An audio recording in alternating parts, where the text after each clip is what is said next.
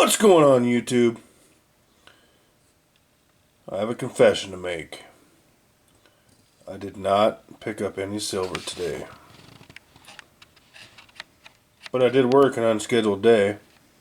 I'm going to talk today about stacking regrets, high premium silver, and gold. So I dug out some of my higher premium stuff. Not all. These American flag bars at the time were not high premium. They kind of are now. Sunshine, yeah, not so much. These stamps with 24 karat gold plating, which really means nothing. Yeah, high premium. These, come on, focus.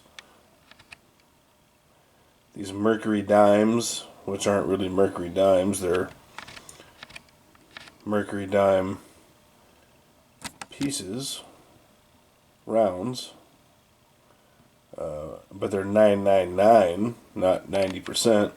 Super high premiums. Why did I do it? Oh, and before I forget, the America the Beautiful 5-ounce silver quarter rounds that you see. Love them. Did that on purpose. Don't care. But this piece here, this was my first piece I ever bought. Couldn't tell you how much it weighs. Can't tell you how much. It's $9.99, but I can't tell you the weight. No clue. First piece I ever bought, and I bought just that one piece back in 2008, 2009 when I started stacking. Had no idea what I was doing. Do I regret buying the higher premium stuff? No, and I'll tell you why. It was a learning curve. Taught me a lot. Number one. Number two, it got me into the game. It got me into the wealth preservation, the stacking, the love of metals, right? The obsession, I guess. It taught me about real money, monetary assets. It taught me about how to. It taught me how to save. I mean, it taught me how to cut spending. It taught me how to, look at things differently. How to say, okay, I just wasted X amount of money on whatever it is, and that could have been an ounce or 2 ounces or 3 ounces or 5 ounces or 10 ounces of silver, whatever it is. That taught me so much. And the other reason I don't regret buying the higher premium stuff is because I don't have much of it. I don't own much of it. It's not, I'm a prepper stacker. I'm a weight stacker. Primarily, I want the weight. I want as much metal as I can possibly acquire without putting myself into financial hardship. But this is part of my stacking journey, and it taught me how to spend less, waste less money, so I can turn it into actual money, currency into money, obviously, fiat. Things like that meal I don't need, that latte I don't need, that cup of coffee I don't really need because I can make it at home. Now, sure, there are times and days where convenience takes precedent. I get it. It happens to me. I'm sure it happens to you. If it doesn't, good for you. Kudos, because it happens to me. But it happens less. There was a time where my next door neighbor and I, we had a Netflix account we split together. I think it was $3, per person a month at the time, or $3.50, whatever it was. It became a problem because we'd be on it at the same time, and it just didn't work. But cutting that cable bill, cooking at home, which is probably healthier anyway, instead of going out so much. It taught me how to think like that. I still got room to grow, but it taught me preservation of currency so that I can have preservation of money and wealth. I'm not where I want to be. I don't think any of us really are, no matter how much we have. I think the more we have, the more we want. For me, I have this weird thing where the more I have, the less I feel like I have, the less secure I am. I'm not really sure what that is. I think it's just hunger and desire for more. It taught me so much, man. I think about the purchases I make now. I try to make less of them.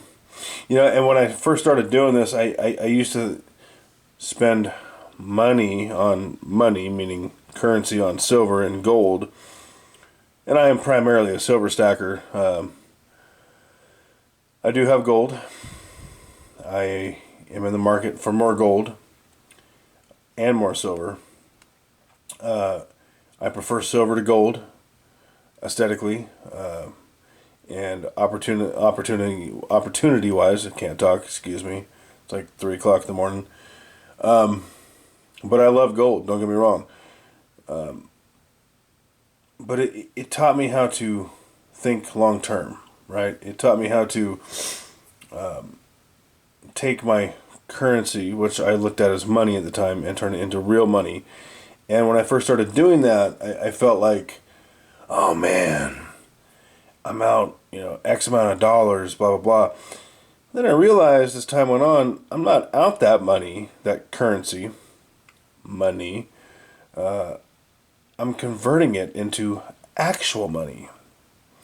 That if, God forbid, I need, before I need, or I want to need it, I can always convert it back into that fiat dollar. And don't be confused, that has happened to me once. And by once, I mean about a 3-month stint. I had some things come up that I wasn't prepared for because I took too much of my currency and turned it into money. And I had to sell some metal, and that was damaging to me on a soulful and cellular level. I like my metal. I view it as real money.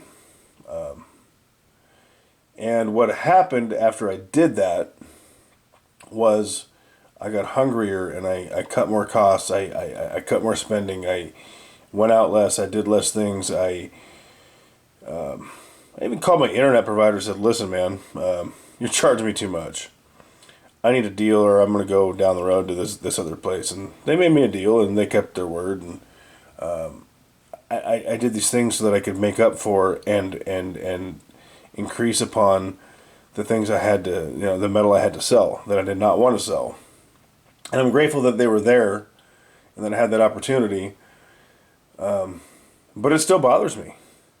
Because in my mind, even though I have far more now than I had at the time, silver and gold, I think to myself, what if I didn't have to do that and I made these decisions to cut costs and get hungrier and stack more, like a beast and just go, balls out.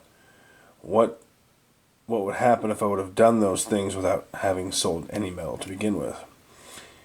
And while that's true, that's also a damaging mindset because it's a negative mindset. And I look at myself now in a cash position and my debt situation and my metal holdings, and I am far better off now than I was at the time. So that's my perspective. That's where I have learned, and I still got to keep myself in check, man, because sometimes I think about it, I'm like, oh, but you got to just make strides every day, and whether it's purchasing metals, whether it's putting money in that IRA or brokerage account or mining stocks, which I had a pretty good day on recently. Whatever it is, or cutting costs, it's a step in the right direction. It's a positive thing. It's something that we really got to focus on. Even if you go out and you buy this high premium, silver or gold or whatever. Was it the wisest thing? Yeah, maybe not.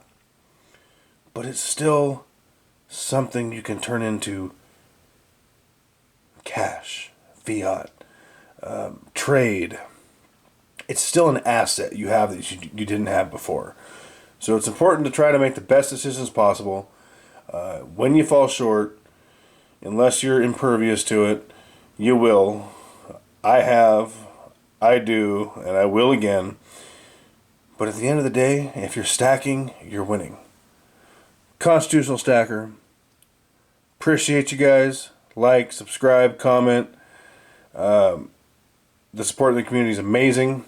And one more thing. Keep stacking.